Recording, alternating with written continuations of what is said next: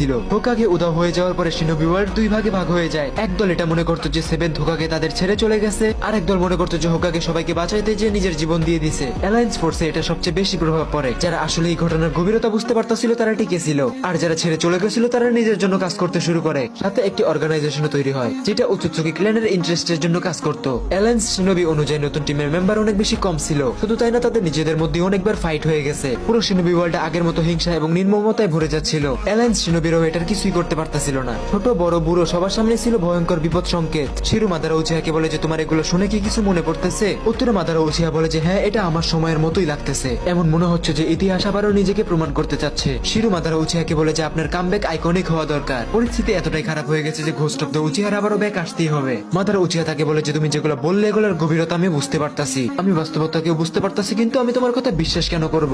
উত্তরে শিরু বলে যে আমার উপর বিশ্বাস করা বা না করা এটা আপনার ব্যক্তিগত ব্যাপার, আমি যা দেখছি তাই আপনাকে বললাম। আমি কোনো মিথ্যা কথাই বলি না। এই শিনোবি ওয়ার্ল্ড আসলে এরকম হয়ে গেছে। আর একটা গোপন কথা, সেভেন্থ হোকাগের ব্যাপারে আমি এখনো সঠিকভাবে তেমন কিছু জানি না। সে জীবিতও থাকতে পারে, হইতে পারে তাকে সিল করা হয়েছে, কিংবা সে আসলেই মারা গেছে। শিরু ওইগুলো বলতে বলতে হঠাৎ কেন জানি চুপ হয়ে যায়। তখন মাদারা উচিহা তাকে বলে যে কি হলো, তুমি চুপ কেন হয়ে গেলে? শিরু বলে যে একটি নতুন পোর্টাল খুলছে এবং পোর্টাল দিয়ে যে আসছে তার চক্ররেট এত বেশি যে আমি এখান থেকে সেন্স করতে পারতেছি। মাদারা উচিহা বলে যে আসতেছে আসতে তো আমি দেখতাছি তাকে, তুমি শুধু একটা কাজ করো, আমার পোর্টালকে ম্যানিপুলেট করে যে আসছে তার সামনে নিয়ে যাও আমাকে। শিরু বলে যে আমরা এখানে সময় নষ্ট করতে পারবো না, এটা হয়তো বা একটি প্ল্যান, আর তার সামনে পোর্টাল খোলা অনেক বেশি রিস্কি এবং আমার অনেক বেশি চক্রের ব্যবহার করতে হবে। আমি চেষ্টা করে দেখতে পারি, কিন্তু সে যেহেতু আমাদের থেকে অনেক বেশি দূরে আছে যার কারণে আমার চক্র শর্ট পড়তে পারে। মাদারা উচিহা বলে যে তুমি আমাকে হালকাই নিও না, আমি যেভাবে বলি তুমি সেভাবে করো। এটা বলে মাদারা উচিহা এখানে একটি পোর্টাল বানিয়ে ফেলে এবং শিরু তার অ্যাবিলিটিস এর মাধ্যমে পোর্টালটাকে ম্যানিপুলেট করতে শুরু করে। মাদারা একটি আলাদা ডাইমেনশনে চলে আসে যেখানে তার সামনে দাঁড়িয়ে থাকে লিটারালি ইশিকি উৎসুকি। মাদারা অনেক রাগী কণ্ঠে বলে যে তুমি কি সেই ইশিকি উৎসুকি? শিকি এখানে মাদারা উচিহাকে দেখে একটু অবাক হয়ে যায় এবং বলে যে তোমার মতো পোকামাকড় এখানে কি করতেছে? তারা ইশিকির হ্যাভি লিমিটলেস চক্র ফিল করতে পারে এবং মনে মনে ভাবে যে হাগুরুমো হয়তো এর কথাই বলতেছিল। কি জানে এই শিনোবিদের কি অবস্থা করছে। মাদারা উচিহা বলে যে তুইও এমন আর কি যে মানুষের চক্র তোর প্রজেস্ট করা লাগে। তোদের চক্র প্রজেস্টের কারণে পুরো শিনোবি ওয়ার্ল্ড রিস্কে চলে আসছে,